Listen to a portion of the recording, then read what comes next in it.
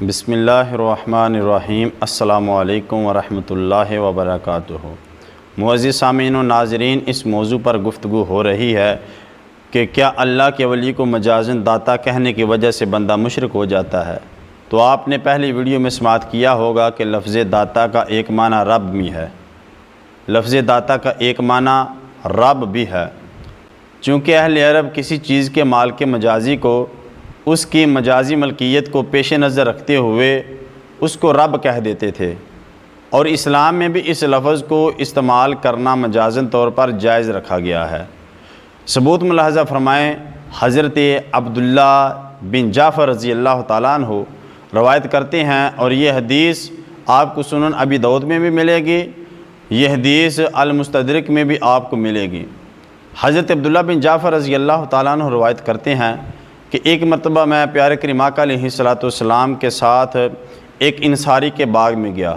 جب میں رسول کائنات صلی اللہ علیہ وآلہ وسلم کے ساتھ اس باغ میں گیا نا، تو پیارے کریم آقا علیہ السلام کے پاس ایک اونٹ آیا، وہ جو چیخ رہا ہے اور آنسو بہا رہا ہے۔ جب وہ اونٹ چیختا ہوا اور آنسو بہاتا پیارے کریم آقا علیہ السلام کی پاک بارگاہ میں حاضر ہوا نا، تو پیارے آقا علیہ السلام شفقت فرماتے ہوئے اس کے چہرے پر ہاتھ پھیر رہے ہیں، اور آپ نے فرمایا من رب ھذا الجمل، اس اونٹ کا رب کون ہے؟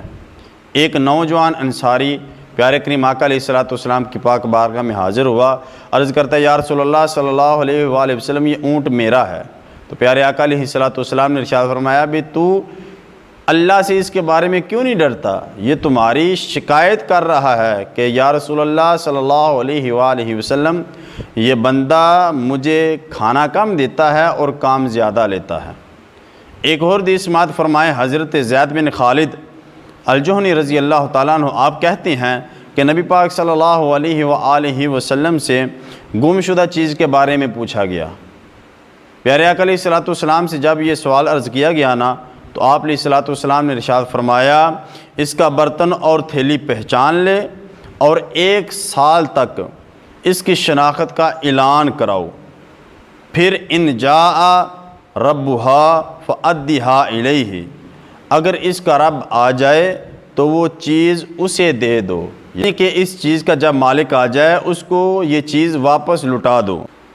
سائل نے پھر گمشدہ اونٹ کے بارے میں سوال عرض کیا، یا رسول اللہ صلی اللہ علیہ وآلہ وسلم، گمشدہ اونٹ کے بارے میں ارشاد فرمائے۔ تو پیارے آقا علیہ السلام آپ غضبناک ہوئے، حتیٰ کہ رخسار مبارک سرخ ہو گئے، اور آگے ارشاد فرمایا تمہیں اس کی کیا پریشانی ہے؟ اس کے ساتھ اس کی مشق ہے، اس کے پاؤں ہیں، وہ خود پانی پی سکتا ہے، وہ خود درختوں سے چر سکتا ہے، لہٰذا اسے رہنے دو۔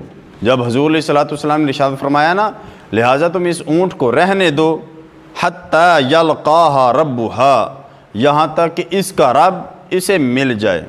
یہ امام بخاری رحمۃ اللہ علیہ نے بخاری شریف میں یہ حدیث بیان کی ہے۔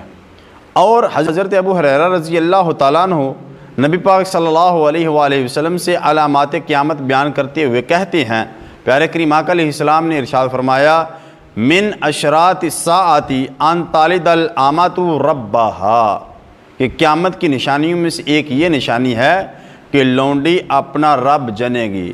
امام بخاری رحمۃ اللہ علیہ نے کتاب العقیق میں اس حدیث کو بیان کیا ہے، اور اس کے علاوہ ایک امام بخاری رحمۃ اللہ علیہ نے بخاری شریف میں ایک باب بھی باندھا ہے جو یہاں سے شروع ہوتا ہے، باب اذا قال رب الارض، یہاں سے شروع ہوتا ہے۔ اس لفظ رب کو مجازاً انسانوں کے لیے بھی بیان کیا گیا ہے۔ یہ عرب کا دستور تھا کہ کسی چیز کے مالک مجازی ہونے کی وجہ سے مجازی ملکیت کو پیش نظر رکھتے ہوئے اس بندے کے لیے لفظ رب بولا جاتا تھا۔ معزز سامعین و ناظرین، ان مذکورہ تمام روایات کو مد نظر رکھا جائے اور سوچا جائے کہ ان روایات میں جو لفظ رب مخلوق کے لیے استعمال کیا گیا ہے، تو کیا فتنہ الزام شرک میں مبتلا خطبہ اور علماء کا ان احادیث کے بارے میں کیا رویہ ہے؟ اگر ان کا جو ان احادیث کے بارے میں رویہ اختیار کیا گیا ہے، اگر اسی رویے کو لفظ داتا کے استعمال کے لیے اختیار کیا جائے تو امت کے لیے مفید ہوگا۔